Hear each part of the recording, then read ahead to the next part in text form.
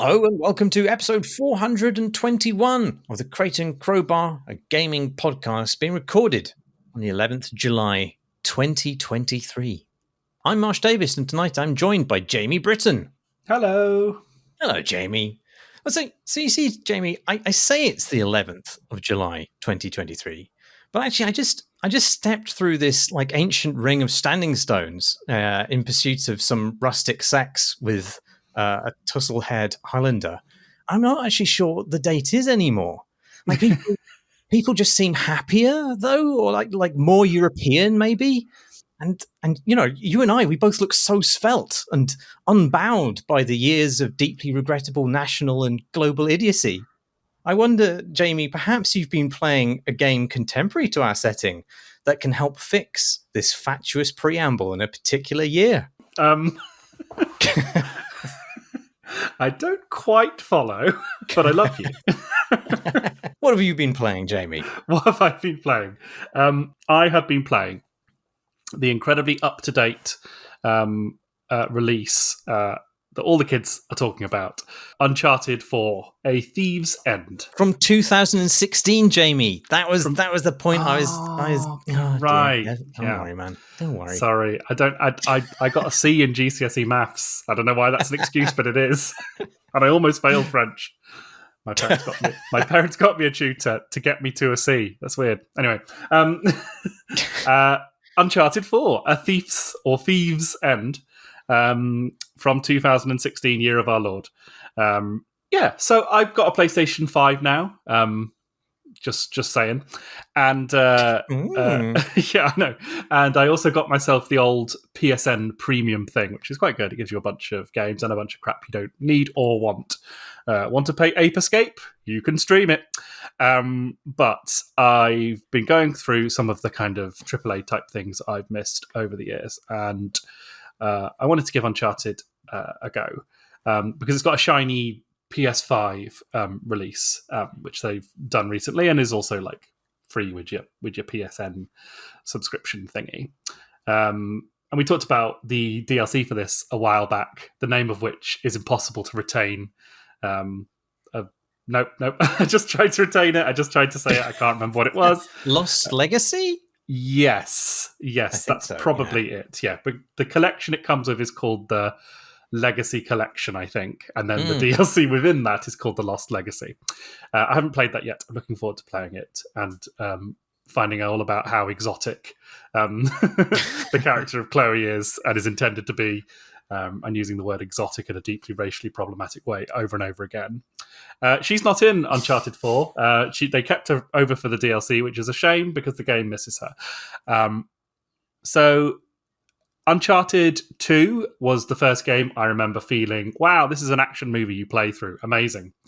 Uncharted 3 was a self-important, quite boring sort of tramp through the sort of same spaces, but I didn't think it was as good. I remember feeling pretty disappointed about it, to the point that I didn't play Uncharted 4 when it came out.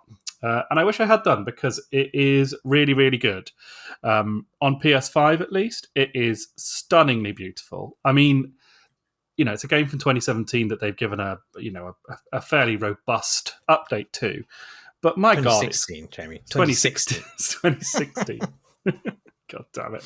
That they've given an incredibly robust update to, but still, it's maybe the most beautiful, with a capital B, game I've played recently, or I think ever, really. I mean, there's other games I've played that are more kind of visually satisfying, or more kind of creative, even in terms of how they're drawn. But in terms of kind of a level of sort of picturesque local, beauty with some lovely rainforests and crumbling ruins and Scotland bits, it's really up there.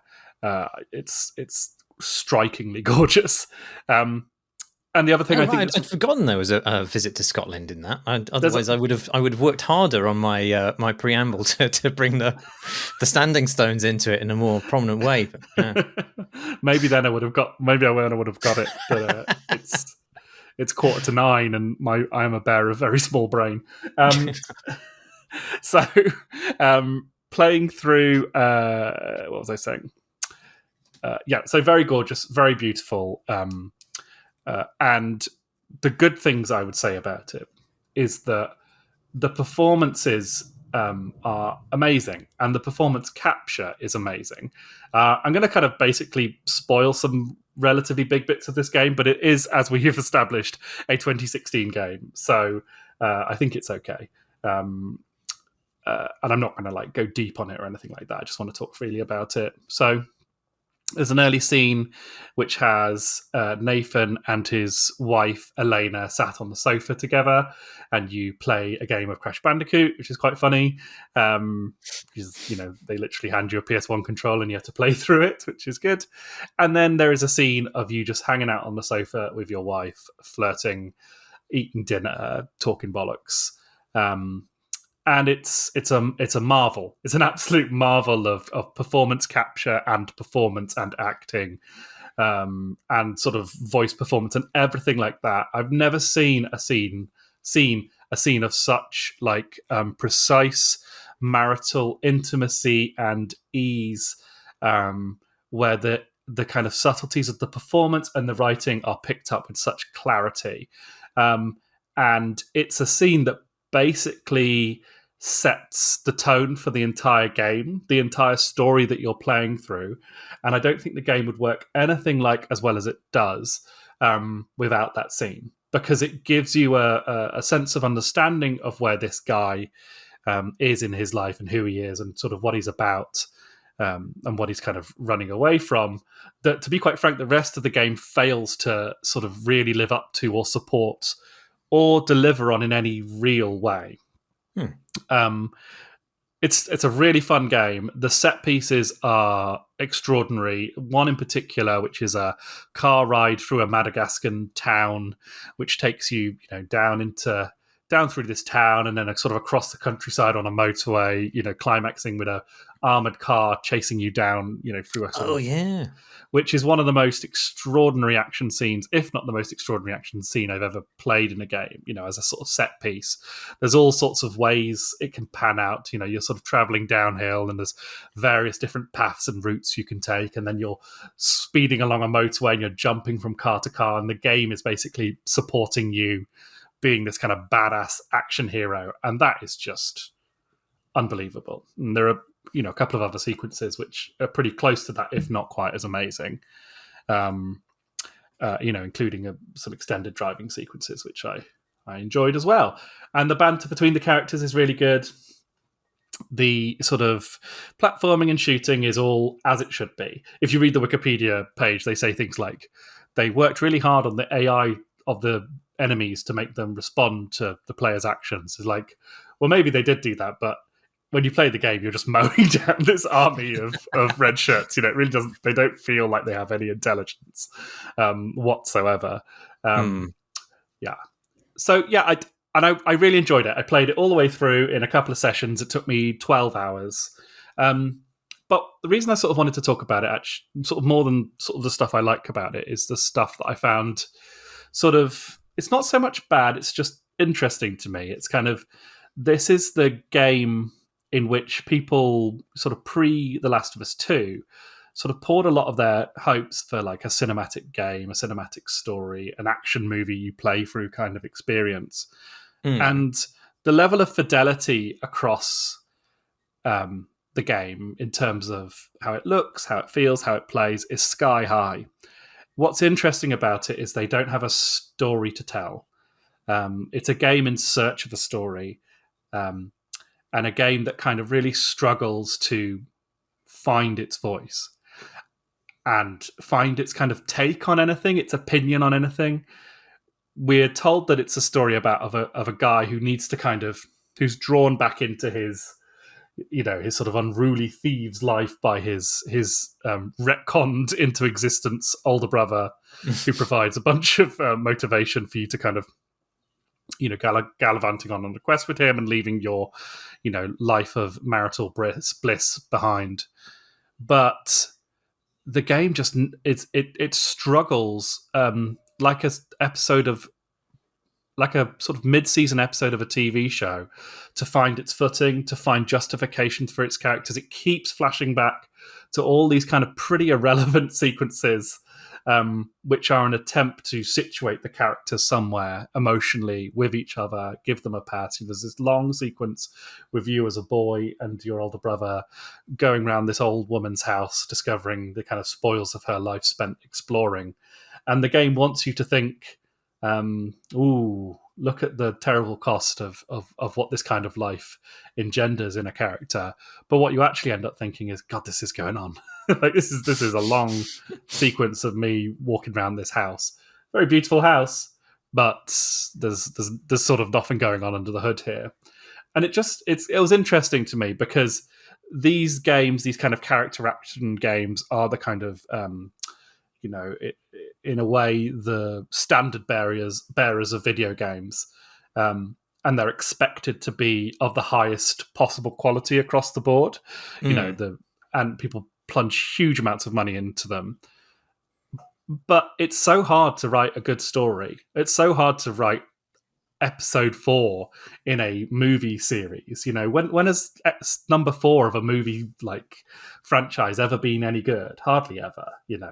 You're often really in the kind of straight to DVD dregs there, because characters have finite amounts of things that they can do and journeys that they can go on. And if Uncharted 3 was an attempt to kind of get to the heart of Nathan Drake and who he is and understand him and what's this terrible deception that we've named the game after, which is going to be something, I don't remember at all what it was, but I'm sure it was very deceiving. And then coming to Uncharted 4, which, might as well be, subtitled Uncharted 4, here we go again. It's like there's just a kind of once around the houses vibe to it, which the game tries to find meaning and purpose behind, but kind of fails at. And I feel bad for it because, they're doing such an incredible job with everything but that. But I don't understand how you can really sort of write. They've clearly made a huge amount of effort to make the story sing and to make the characters really spark off each other, but they can't find the humanity within it. And I think it's not even a shame. It's still such a really wonderful experience, but it's simplistic. It's sort of too simplistic, and you end up feeling slightly hollow by the end of it, I think, even though it's been a really rip-roaring ride. So you were never convinced by the sort of the retconned relationship with his brother? I remember that playing a big part in it, but I don't really remember the details of it, other than his brother is, possibly more roguish than he is. No, his brother is kind of a sort of version of you who's been stuck in jail for a huge amount of time, and so is you before you've kind of settled down with your missus, and is going to, it represents the kind of bad side of you. But it's got that weird thing of, I remember talking to Tom about this with Frozen 2, Frozen 2, the Disney movie, where there is often a instinct among creators, I think, and creative people to really when they feel like they've put something out into the world which is special to people, they don't want to pollute it or corrupt it, or make it kind of seem off from what people originally responded to. And I think with sequels, particularly with extended amounts of sequels, it's a really hard thing to manage, because obviously you want to push your character into a new place, but you don't want to push them so far that people don't recognize them. And if you watch Frozen 2, I can just feel the writing process for that movie, where they never wanted any of the characters to ever fall out or ever get really upset with each other in a genuine way, or for anything to really ever come between them. And of course, those things are the basis of drama, are the basis of character development and all the kind of fundamental things you kind of need for a movie or a story or anything to work. And Uncharted, even though it has these moments of Elena's going to turn up and she's got really, really cross with Drake, and she's going to make him feel really bad for how he's lied to her, and the brother's going to double cross him, and that's going to make Drake feel bad as well. But ultimately, you feel that the characters are far too well protected, and the choices they make, even the poor choices, are so understandable and so amenable to just going, well, you can sort of forgive it, that the characters end up just forgiving each other too easily and expecting the audience to do it too, which ends up making it feel flat and kind of unsexy in a funny kind of way. Yeah, well, that's interesting, because I can imagine that being viewed as a level of nuance that games had not hitherto brought. If you have somebody double cross you, they would be painted in the starkest colors as a villain in years gone by. So I wonder if, like, a lot of the things that you now feel underwhelming about Uncharted 4 are a reaction to, like, the nascent growth of narrative as a sort of mature thread within our medium. Yeah, I mean, I think that's probably right, and that's why I was kind of trying to couch what I was saying, and not so much like in that kind of why have they done this sort of way. I think the game is polished to look so up to date that it's easy to forget that it is a number of years old. Than and so it probably falls foul to that a little bit. I guess what I sort of ultimately think about it is that a game from back then, you end up judging it by its faults, because they're so ambitious with what they do and how they want you to respond to a game, that I guess it is easy to look back at what they've achieved and kind of go, well, nice try, but you didn't quite pull this one off. Which is why I'm putting a lot of parenthesis around what I'm saying, because I was really taken with it. I was just, thinking about this kind of form of video game as this kind of grand blockbuster narrative. There's still so far to go in a kind of exciting way. There's still so much, like, because the best action movies, right, even like the best like Mission Impossible movies, manage to like achieve a level of character development in motion that doesn't feel like it has to kind of take the easiest or stupidest ways through a given story, i.e. in the kind of Fast and the Furious model. I wonder if like there's a sort of connection between the way that they've thought about narrative and the way that you've responded to that sequence where you're walking through the old lady's house, because the Uncharted is sort of like, I wouldn't say it's famous for it, but it's notable for these moments of pause in the game. I think I remember it being very heavily praised, like the first Uncharted game, maybe the first, or maybe it was Uncharted 2, who knows which one, where you end up in Tibet and like everything stops. You're not shooting at people. You're just walking around this village and admiring it. And it's like a slice of life walking simulator, as it wouldn't have been called at the time. The pat the yak moment. Yeah. Pat the yak moment. Yes. Every game has a pat the yak moment. But but one of the reasons that those moments were so special is because they gave you this opportunity, at least for me, to walk around and examine the amazing assets of the game. And, it was so remarkable at the time because the fidelity was being pushed by these games year on year. And the Uncharted games were at the forefront of that kind of graphical vanguard. And so it was really stunning just to walk around and I've picked up a brooch. I can rotate the brooch. Look at all the reflections in the brooch and all this. That was so exciting. And I think, like, going back to those scenes now, even if they have, even if they've been updated to be as on a par in terms of fidelity with the games of today, even if they did that, it wouldn't be as wowing now because it's not such a thing. It's not the thing on which games are judged. It's not there's no novelty attached to the stunning reflections that you see in the eye of a jade scorpion or whatever. It's and I wonder if that's so those the pat the yak moments feel flat. You pat the flat yak because they don't have that, because you no longer experience them in the context in which they were put out into the world initially. What the designers were achieving with that was inevitably a reaction to the games of the past years where those things weren't possible. And I wonder if that's true of like the narrative as well. These when you're talking about the flatness of some of those kind of character arcs and the fact that everybody forgives each other and everybody behaves quite reasonably. I wonder if like that, all of that is, you know, the same thing. It's you know, there's you can. That was remarkable at the time because it had not existed previously, but coming back to it now when there's been so much kind of headway in terms of narrative since then, that kind of stuff doesn't hit you in the same way. Yeah, I think that's absolutely true. I mean, I think that, you know, there've always been games that have kind of, sharper elbows with regards to story, but I do think, you know, Uncharted does kind of, you know, pitch itself as a sort of Saturday morning matinee kind of, you know, vibe. So it's kind of,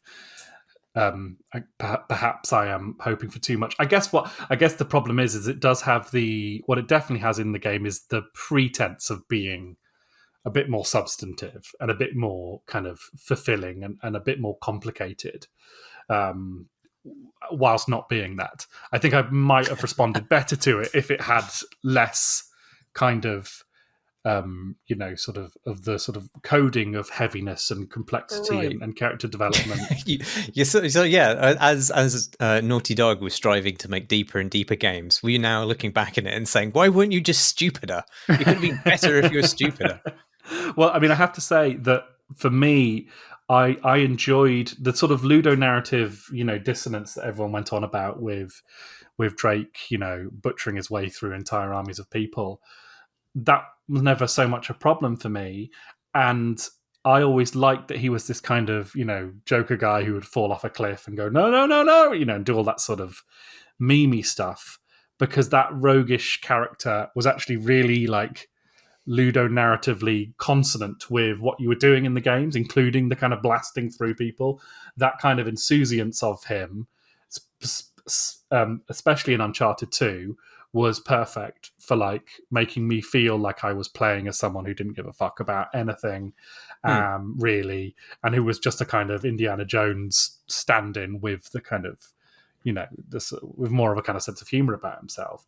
And actually, as the games have periodically tried to sort of deepen him and shore him up as a more complicated, rounded character, I actually think the games become more ludonarratively dissonant with the gameplay, because, you know, him caring doesn't really match up with a character who's kind of hopping around, you know, cliffs and swinging on vines and all manner of you know, Indiana Jones kind of hijinks. So I think that might be it, as there might be something in that too. You know, for him to confront his brother, and his brother is, oh my god, he's the Dark Drake. He's the Drake who is still wanting to find treasure when I gave up that whole dream a few years ago. And just when I was out, he pulled me back in, you know, and it's kind of, yeah, I think it's interesting that the game that the creative team went on to make after this was, of course, The Last of Us 2, which by all accounts is the most serious game in the history of the entire medium. So I am resolved to play that one. Oh wow, you're limbering up to that, are you? Gosh, yeah. Well, that's a slog. Yeah, I mean, it sounds like a horror. It sounds like an absolute nightmare. I mean, funnily enough, I'm very interested to hear what you think about it. Did you play Last of Us 1? I did play Last of Us 1, and what did I think of it? I thought it was really, really good. I got bored of the gameplay. I love the story. I love the characters. I found the actual sort of, game of it a little bit forbidding and difficult. How did you feel that kind of matched up on the scale of it? You know, or whether its aspirations to seriousness matched up with the kind of more consonant action of it being a cartoon? I think The Last of Us has better characters at the heart of it. I think the characters in The Last of Us, even though they're all essentially cover versions of stuff that's come previously, in the same way that Drake is actually, Joel and Ellie are just more interesting. They're more complicated at their heart. They've been conceived with complexity as the kind of core feature of them, really. And they're much more restless characters in a kind of dynamic sense. You know, they're not necessarily just one thing.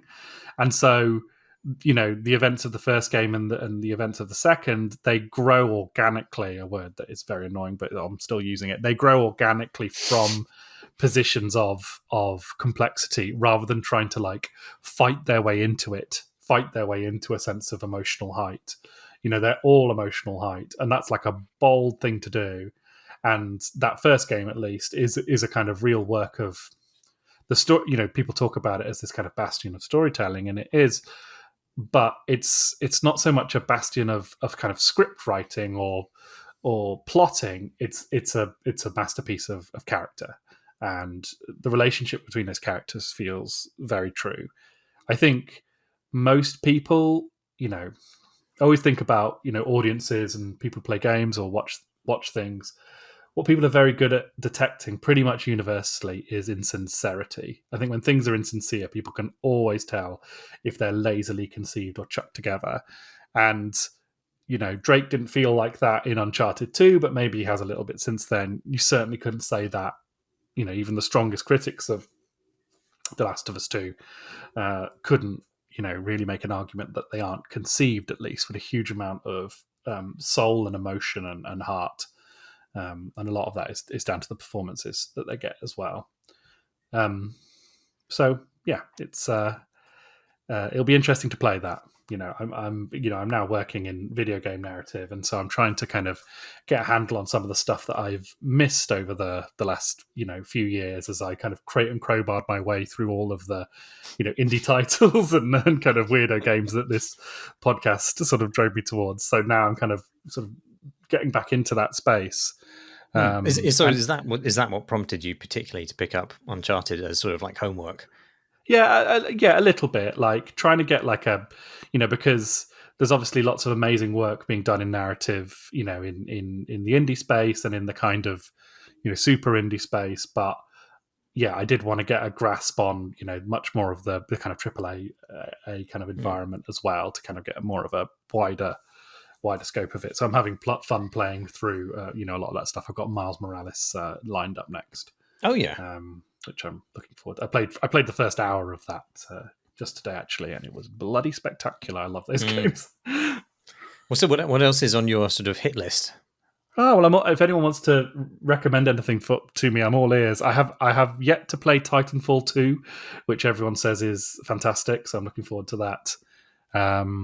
I probably will steer clear of the angry dad of war games. Not sure I quite have the energy for those. Yeah, I just don't think I end up sounding like such a twat, but like I just don't feel like I quite have the energy for them. I've also I watched Christopher Odd stream most of the first game, so I feel I've got a relatively good handle on that. But I'm probably going to do a Jedi Survivor on myself, I think. Yeah, that's interesting. I ended up enjoying the narrative in both of those games more than I have most of the Star Wars films of recent years. Not necessarily that hard, but yeah. No. But I think they accomplished something which was a very tricky task. Yeah, I mean, we as gamers are an impossible audience, really, because we want it all, right? Games are expensive, so it's sort of understandable, but we really want, we want our games to be a really, if we're playing 60 quid for one, we want it to be fantastic feeling in the hands. It has to have the best combat, has to have, this real one-to-one connection between you and the pad or the mouse and the keys. And we also want all of the characters to be realized with this kind of full fidelity, film level quality. That all has to make sense together. And it's no wonder that so many games, for so long, have had silent protagonists and versions of that, because it's just so tricky to make that sing. This has to be a Star Wars story that you get to play through over a period of time which dwarfs the length of any of the movies individually. And with this cast of characters, all of the requirements of a video game into an already existing world with this kind of rapidly, exponentially advancing level of technology that players expect too. I mean, it's even though I've been slagging off Uncharted 4, I mean, it's a wonder that these games work as well as they do, I think. Can I recommend a game for you to play? Please. LA Noire, which is coincidentally the game I've been playing. Not out of narrative homework, but just like. Are you sure it's not homework? Are you sure you're not training to be a detective in 1950s Los Angeles? If I could, it sounds like a great time. But yeah, I think it was more just having spent 50 almost completely empty hours in Diablo 4. And then I started and almost immediately hated two other games that I'd been looking forward to. So the idea of then having like a reliably 6 out of 10 time in 1950s LA suddenly seemed very appealing.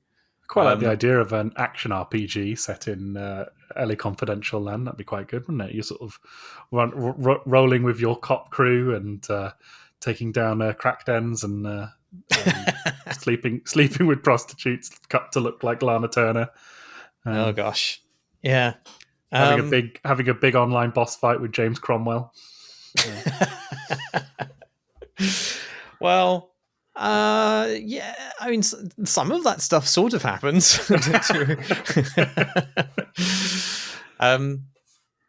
The reason I'd recommend it is because I think it is like. I have enjoyed going back to it, I have to say, but I think it is like demonstrably terrible, specifically in terms of its narrative design, and I think a lot of its other design elements are just sort of, at least now, appear quite wonky, but also always appeared superfluous. Like it has this open world that is absolutely not more necessary than a loading screen would have been, and. There are car chases and shootouts, and neither of those things are particularly good or particularly warranted by the game. And I wonder how much cheaper it would have been to make if it hadn't had any of those things. Yeah. Did you play it back in the day? I did. Yeah. Did you like it? It was such a peculiar game, like fight, because it was a game where someone was making it and it wasn't going quite well enough, and Rockstar Game turned up presumably to the sound of like guitars, wearing like sunglasses, and said we'll make your game into something, and then they sort of strapped all these like shooting and driving and high level shit in there, which kind of changed it up and sort of made it into a Rockstar game. I remember the genesis of it. I don't really know exactly what things they brought to it. You can certainly see Rockstar DNA in a lot of it. Like obviously they presumably cross-pollinated technology, like the physics system that handles you falling over and stuff. But and there's a lot of the kind of incredibly out of place Rockstar barks from pedestrians and things who are just saying mad shit, like we know where olive oil comes from, but where does baby oil come from? Somebody says as you're like stalking over the corpse of a recently murdered secretary. I'm trying to exist in the 1950s over here. Exactly. Yeah, so that stuff is. I mean, I blame Rockstar for that. Credit Rockstar for that. But I mean, I don't really know whether it's set out to be this all-seeing, all-dancing open world thing, or whether it was whether that was something that was imposed upon it. I don't know. Did you? I mean, you say that stuff. Is that because you've read that somewhere? I feel like I've read that somewhere, but feel free to strike me down. Should I be wrong? Yeah, but I'd like to talk about the way it mechanizes dialogue choices, because I think it's so wrong that it is fascinating as like as a study of how not to do this kind of stuff. Because one of the kind of the main parts of the game is that you interrogate witnesses or suspects, and you get a dialogue with them, and you get this pretty kind of narrowly defined list of questions that you can ask. And there's no value in doing them out of order. I don't think that ever happens in the game. And unlike other detective games, you aren't picking items from like a list of evidence to ask about. You're just going through this list of questions the game has permitted you to ask, which may or may not reference the evidence that you think is important. And then once you've asked your question and got some sort of response out of your subject, you're given the same 3 options each time. And those options, at least it's been remastered and the options have changed. But in the original version, in the release version, I should say, because in fact the options were even more different than that during production. But finally, when it came to the shelves, it was truth, doubt, or lie. And like, you can already see one problem here, not even at the level of narrative design, but like at the level of UX, which is that the words they've chosen don't even apply in a consistent grammatical way. So like, doubt is something that your character is doing, whilst lie is something that the interrogatee is doing potentially. I don't know.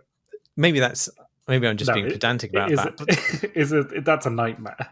Those are like the two most ambiguous ways you could term those two things. Well, the whole thing is weird in that, because doubt and lie are basically the same in terms of what your character then says. Because in each case, your character disbelieves what the person you're speaking to is saying. You don't think they're giving the full story, or you think there's something that they've said which is contradicted by evidence. And the only difference is between those two things, the words are different, but the sentiment is exactly the same in each of those choices. The only difference is that when you pick lie, you have to then back up your assertion by selecting a piece of evidence that contradicts their testimony. And like, so what's weird about that is that you're essentially saying both the same things. Like, I imagine for a moment that you, Jamie Britton, have been caught for one of the many terrible crimes that you have perpetrated, and I'm interrogating you, and you say some bullshit, and then I, as the interrogator, don't believe your bullshit. Now I have two options: either I say I don't believe you, or I say I don't believe you, and then you say prove it. So me choosing those two choices isn't changing what I say, it's changing what you say, which doesn't make any sense. Do you understand what I'm getting? It's so confusing. Yeah. It's very confusing. I remember spending quite a lot of time in the game worrying about this particular problem. Yeah, I don't.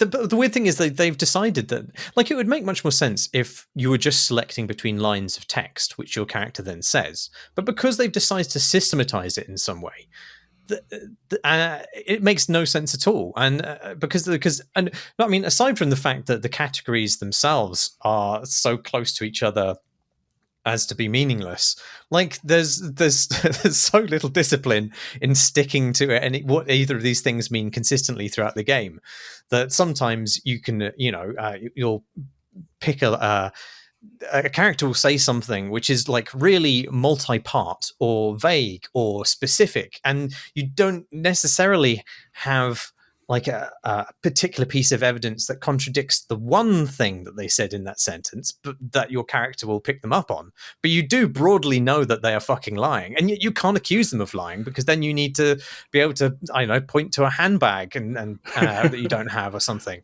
But there's a really good clip that I sometimes sort of shovel out of YouTube, which is a scene from the game where you're interviewing a guy. Someone's done this, put this together. You're interviewing a guy and you say, like, come on, Steve, you found the girl, you took her into the woods, you murdered her, and then you hid the body, and you hid it from your wife, and everyone knows you've done it. And then the guy goes like, you can't prove anything. And then he looks down at his book and he doesn't have any evidence. And he goes, all right, Steve, guess I made a mistake. And then they dub in the Kirby Enthusiasm music over the top of it. Well, that is, doing that is the only way to play the game and hope to have success, because you don't know what your character will pick the character up on when you say lie. And sometimes it's so specific you can't predict it. So you need to go down the lie path and then back out of it every time. Which would be a terrible way to be a police officer in 1950s. Is that you accuse them of lying in this weird specific way, and then you don't have evidence for it, so you back out. But you know they're lying, so then you doubt them, and then you accuse them basically of the same thing, and then they don't ask you to prove it, and you've won. It's just the most nonsensical system. I don't understand how they ended up on it. I think now that they've changed it now, so it's it's even more disassociated from any kind of mechanical hook. So now instead of having truth, doubt, and lie, you have good cop, bad cop, and lie or accuse. But yes, the three genders. But I mean, even that can't be. I mean, you are being mean, generally speaking, when you doubt somebody. But I don't think that's necessarily what the bad cop. I don't think that's consistent across the game either. But I mean, the other obvious, the famously weird extra part of this is that they had this this one of the reasons that you would pick from those categories is that you're trying to read the subject's expression, and LA Noire pioneered this new kind of mocap, which was then completely abandoned by the industry. So normally at that time, when you had like a character, they would have photographed their face basically and slapped it on a 3D model, and then they would have puppeted that model to produce different expressions. But this is different because it's sort of a live topological scan of the actor's face in real time as they're acting. And in some ways, that produces like a much more sophisticated and subtle set of expressions than the mocap methods of the time. But the fidelity of that era was still reasonably low enough that it required all the actors to go really big in order to sell these ideas. And because the ideas they're selling are so fucking strange, like a character will be prompted to look like they're lying versus look like you're lying in a very specific way that will make you demand evidence when challenged, and you have to be able to differentiate between those two expressions. And so what happens is that and because they have to, like, these expressions have to persist until you make your choice, and you have an indefinite amount of time to do so, the characters just sort of sit there squirming and twitching and smirking like on loop forever. Very, very strange. Very strange. Yeah, I remember that. I remember looking at a character looking guilty, and I remember thinking to myself, well, she's got a really guilty face on there. That's a very guilty woman I'm looking at. But is she looking that guilty because she's trying to throw me off the scent by, like, pretending to be really guilty about it? Like, it doesn't actually work because the game wants you to examine the expressions of people closely to try and work out whether they're lying to you or not. But because, as you say, they're also exaggerated, if you met these people in real life, you would have no clue whether they were lying or not because they're all a stroke. Yeah, exactly. Yeah. But also, it doesn't even play consistently by that. Like, I mean, it's not. The thing is, they don't know whether they are writing a movie script or whether they're making a game with specific mechanical hooks, and that doubt is a problem throughout. And to the extent that they have, like when they want to heighten the difficulty of these interrogations, they just have characters who do not emote at all when they're telling a lie. And yeah, sure, that's what really happens in reality when you come across people who are good liars. But at the same time, it, as a sort of like a game of choice, it just doesn't function anymore. It's funny, isn't it? I played through like 1.5 Phoenix Wright games in the last year or so. I find them quite rich and overwhelming, so I take them very, very slowly, but they're very, very good. And like, one of the clever things about them is like the whole setup of like a court trial where it's all done in this kind of faintly mad way that I gather is relatively accurate to the way that some Japanese courts run. But like, the fact that there is this like witness statement phase and then a cross-examination phase, and it's all set up basically to contain you kind of solving this mystery in the courtroom, which is obviously ridiculous, but it makes more internal sense than in LA Noire, where you're just sort of rocking up at people's houses and places of work and stuff like that, and just accusing them of random murders without having that kind of basis of kind of a legal system to kind of kick the discussion off and someone to argue with, an advocate on the other side as well. Yeah, I wonder if I mean, LA Noire could have definitely done with like some giant cartoon beads of sweat, I think. as a tell system. That would have been good. I mean, to some extent, it doesn't really matter because you sort of blunder your way through these investigations, getting like most of the questions wrong, and your character still is able to draw conclusions and close the case. And a lot of the times, the cases that you're closing don't have like a definite solution. The canonical choices that are available to you are both wrong. And you can go into the final phase of that case thinking, well, no, this is definitely not the end of it. Neither of these people are guilty, and yet you must accuse one of them. So it's being a policeman works. So the fact that you've fluffed some interrogations at that stage doesn't really matter. You just have to kind of roll with it as a narrative, as a aspirational film script that never quite got made, which I think is probably where this was heading. And that, like word for word, actually, I think it sounds really good, and I actually like most of the writing in it. Remember, it's got really good actors in it, and like basically you can play Spot the Mad Men actor. It's like the same cadre of actors throughout. Yeah, the guy you play is a madman, I believe. He's a good character. Like, I mean, obviously, it is very indebted to LA Confidential, and your character is like prissy and sanctimonious in some of the ways that like Edmund Exley, Guy Pearce's character from LA Confidential is.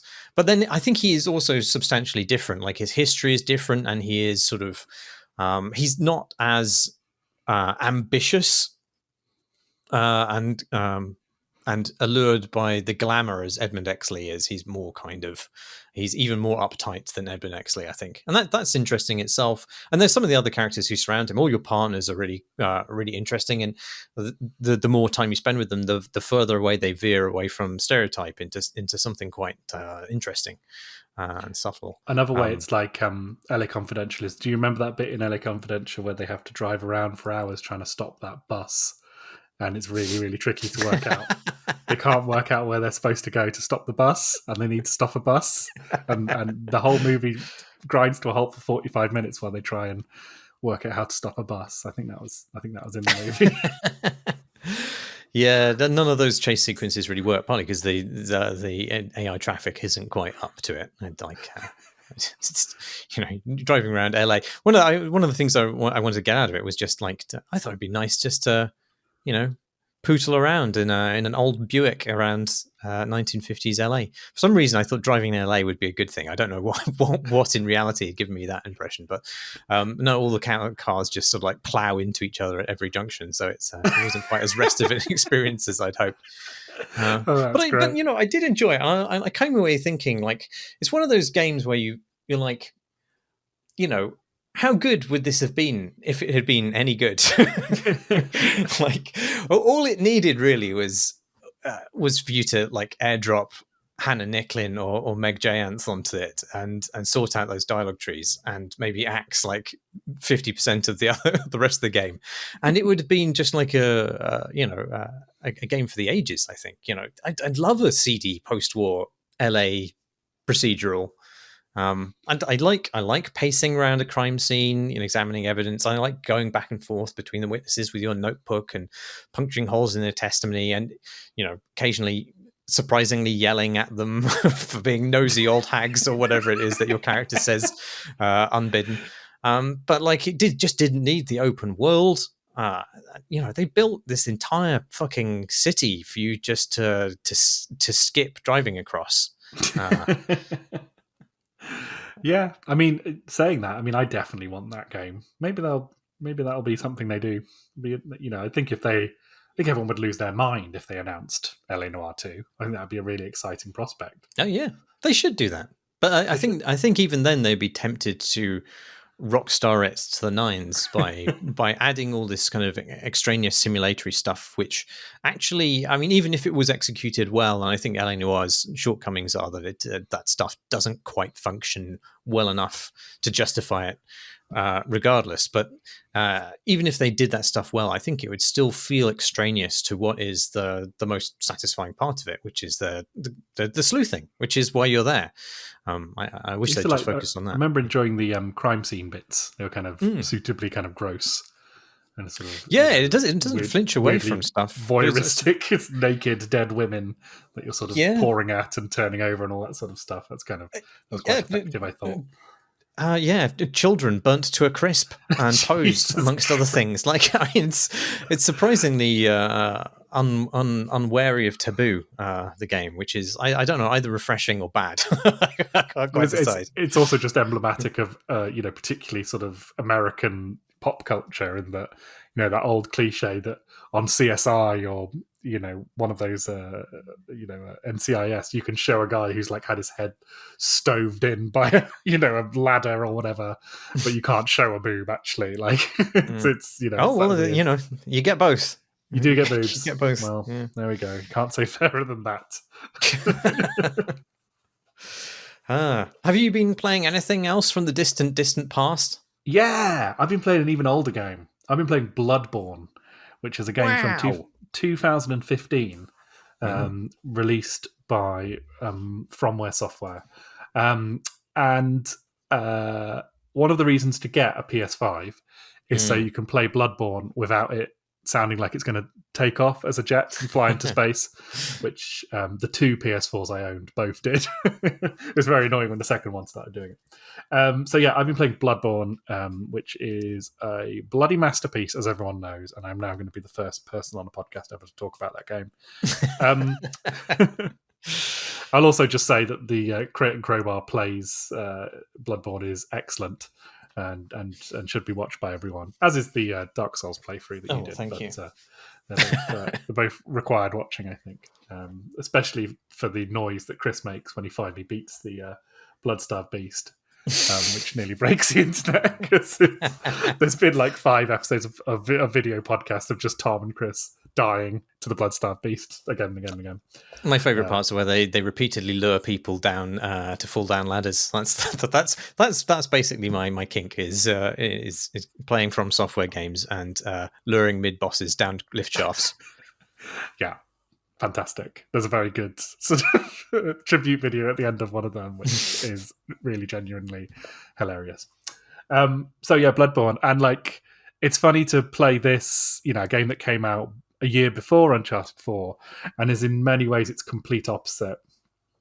But the thing is, like Uncharted 4, we're just talking about like judging it kind of, by the standards of now rather than the standards of then. But Bloodborne, my God, is still so good, so kind of wonderful, and so completely timeless. It feels like it was released yesterday. To be honest, I mean, a little bit of a lick and a shine, and it, basically could have been. Hopefully, that remaster or whatever they eventually do with it will come soon. Although I was thinking to myself earlier, maybe what they'll do after Elden Ring is like, or after Armored Core, is like a Elden Ring style open world game in the Bloodborne universe. How good would that be? Anyway, so playing Bloodborne, what a wonderful thing it is in my experience, it kind of reflects back at you sort of who you are when you play it. So when I first played Bloodborne on release day in 2015, it was maybe the third Souls game I tried. I bounced off all of them in the way that most people do, just kind of thinking they were sort of ridiculous in kind of construction. Like, how the fuck am I supposed to play this ridiculous game? It doesn't want me to play it. It doesn't, it doesn't like me. It doesn't want me to play it. I remember playing Dark Souls 2 and just dying and dying and dying and dying. And then I finally got somewhere, and then my sword broke. And I was just like, oh, fuck you. I don't even know if I can get another sword. This is ridiculous. And then finally playing Bloodborne, having no real idea about what it was. I think someone just said, oh, they got this game out. And ultimately, that game would completely rewire my brain in terms of what a video game can do and what it can be. It was the kind of, the values of something like Eco or Shadow of the Colossus brought through into a much more vivid and extraordinary experience that has H.P. Lovecraft, stuff delivered pretty much better than anyone else has, including H.P. himself. And But when I played it back then, it took me 8 or 9 hours to get past the first boss, the cleric beast, who it turns out is optional, which is one of the great slam dunks ever. You spend 8 or 9 hours, or I did, like fighting that fucker, thinking, finally, I'll get over this bridge, and the rest of the game awaits me. And then you kill him, and it's not the way forward. It's really very funny indeed. But like when I first played Bloodborne, my experience of it was this kind of meditation on misery and hopelessness and horror, which I found like really took me over. Playing through it, not knowing what was going on really at all throughout the entire game, not really understanding anything, but wanting to push forward into it and see all of its horrifying sights, and kind of finding it really, really hard. My first playthrough, and I did the easiest ending, which I'll come to, I think took me like 95 hours or something. It was a long time, and I did it over the course of an entire year. And like halfway through that year, my partner had a baby, who is now 7, and without going into too much detail, the way that baby arrived was quite dramatic and slightly rewired the way I think about bodies and blood and trauma and things like that.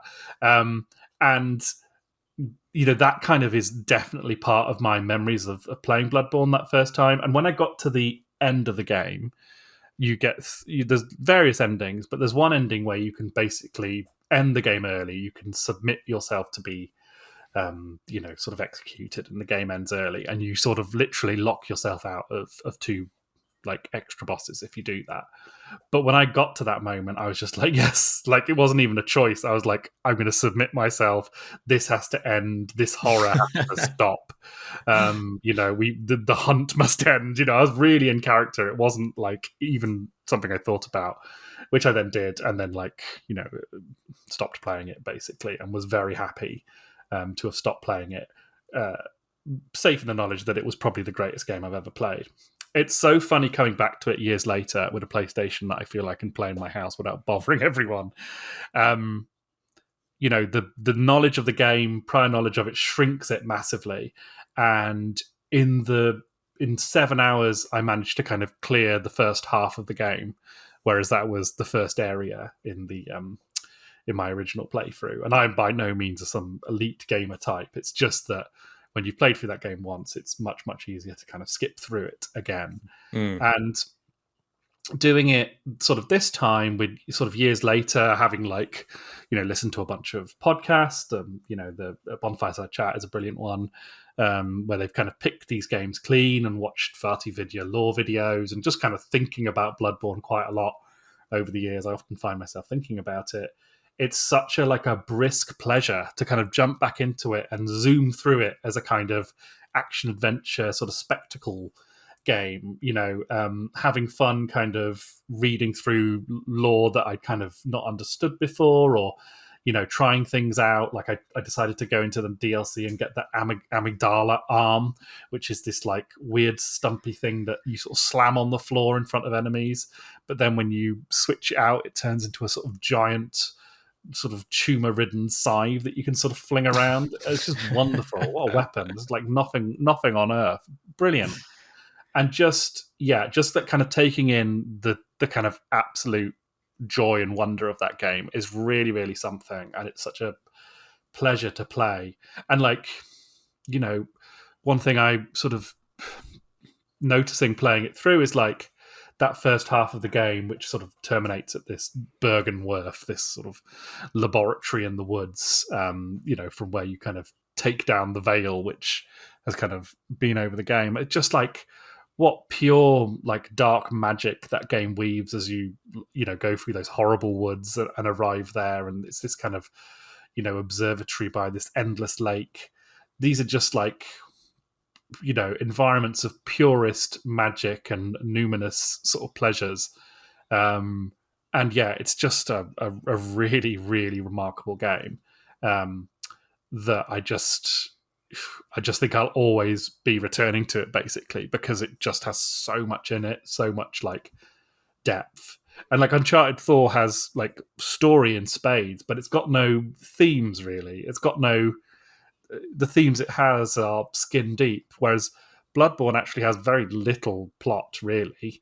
Or the plot it does have is very kind of dispersed. But what it has is like dark themes which don't explain themselves easily, that don't unfold themselves easily.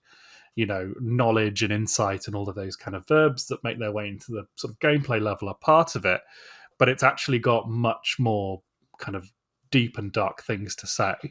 And that first reading I had of the game, you know, playing through it, you know, all those years ago, of it being a kind of meditation on darkness and despair and misery and you know, the pain of trying to beat that first fucking boss being this kind of, you know, the thing that kind of kicked me into a new gear with video games, and like, oh, these are things that you can actually get involved with, you know. That is revealed to be only a partial picture of what that game is about. You know, the fact that, you know, the one of the first things someone says to you in the game is like, don't think about it too much. Just get out and kill monsters. And just like, what a wonderfully terrible harbinger of doom and death and misery that statement becomes, and how much the game has to say actually about ambition and kind of human sort of greed and sort of the march of sort of science and technology in a funny kind of way, and religion and all this sort of stuff. It's got so much going on in there. And yeah, it's just, I was taken playing it, you know, through earlier today, just how well it holds up.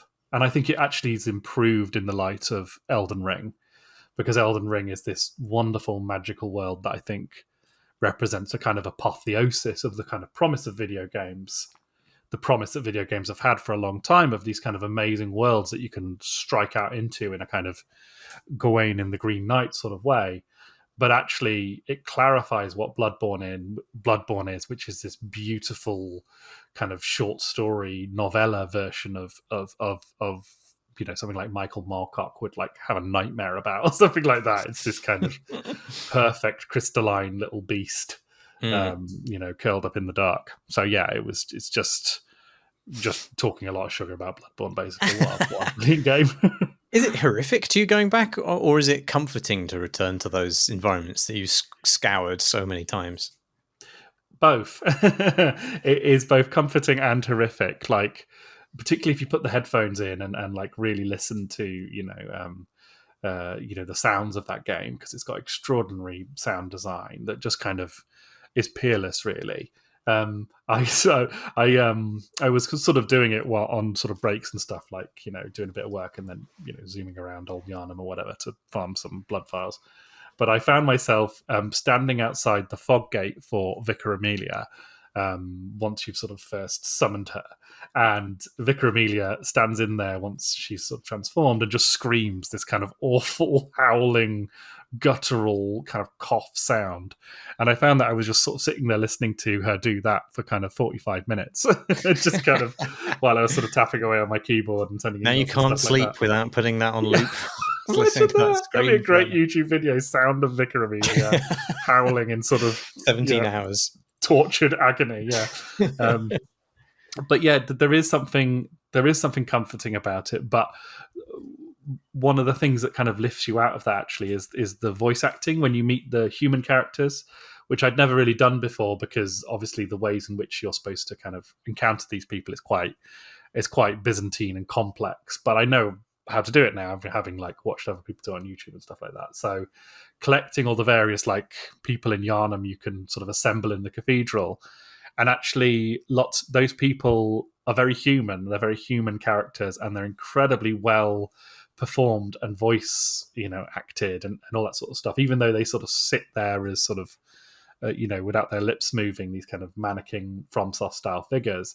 The performances are often quite heartbreaking, and kind of bring you back into a sense of horror if you've sort of slightly grognarded it and wandered away from the true, you know, nightmare that's going on in Yarnum.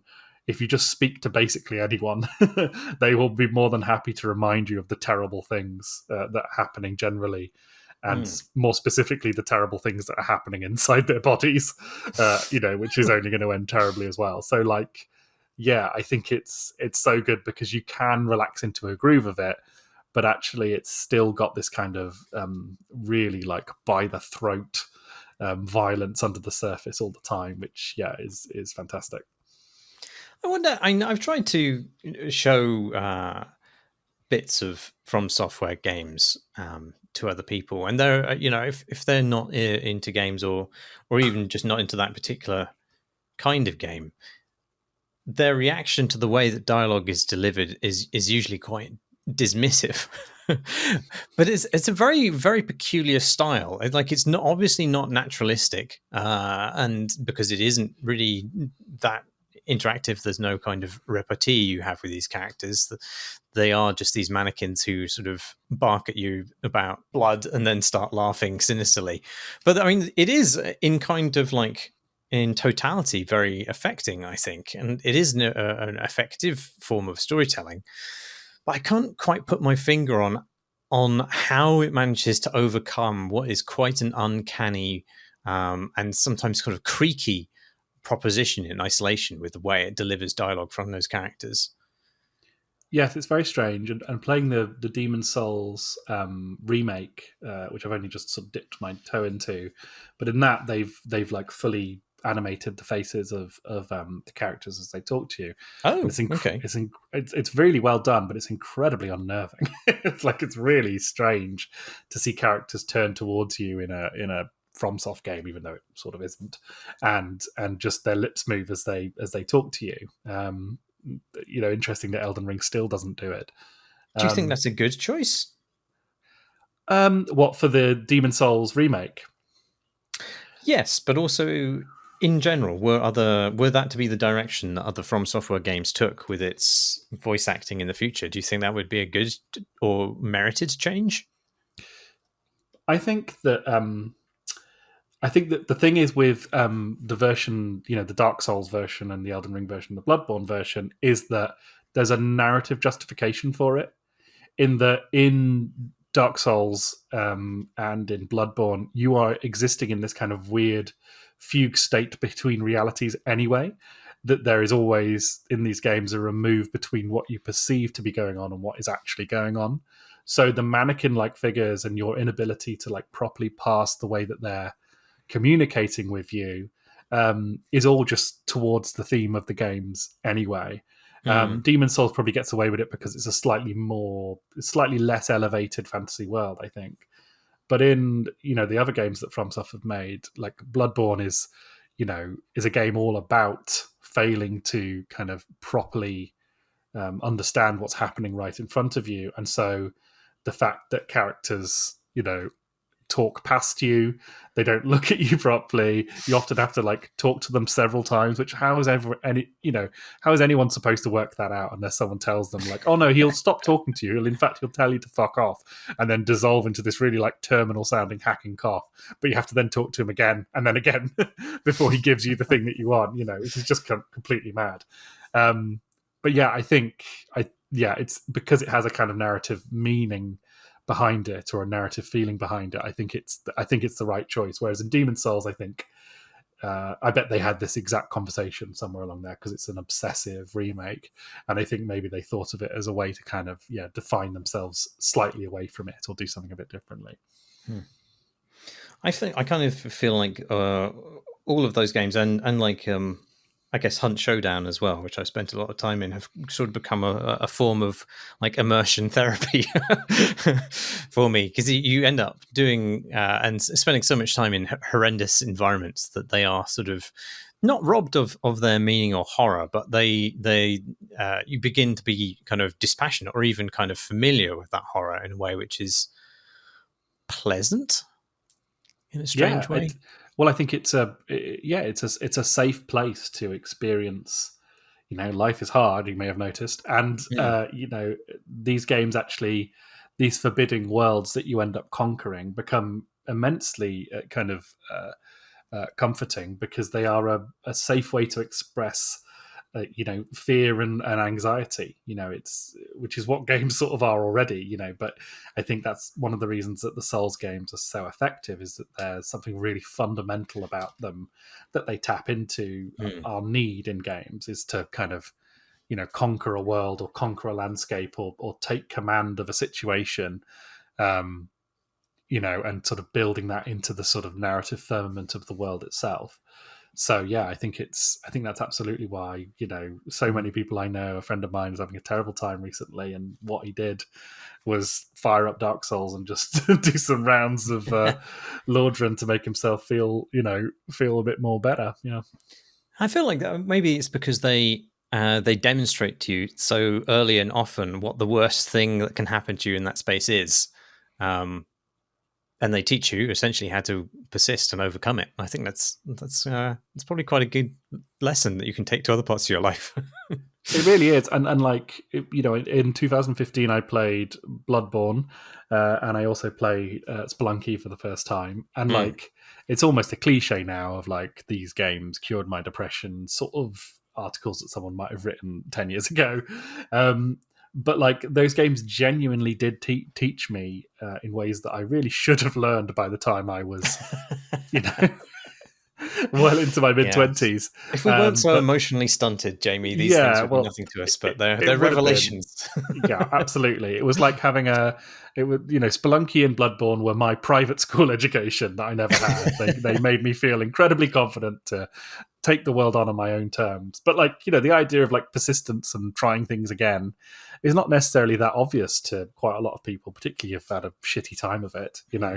I think a lot of other games teach you the opposite, really. I mean, obviously, challenge is a big and pointlessly contentious subject in games in general. But I think in terms of the way that a lot of games teach you that you put in effort and you get to reward out as a sort of Skinner box mechanism, I think that has had like an indoctrinating effect on me to some extent.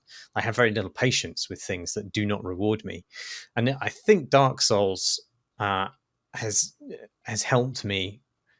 Not that is divorced from an incentive structure or anything like that, but it has learnt me to be a bit more patient. Yeah, has learnt me? Did I say learnt me? Yeah, has taught me to be a bit more patient. I'll learn you. Well, it's funny, isn't it? In Uncharted, there's always the moment, because I am, as I say on every episode of this podcast I do, I think I'm a moron.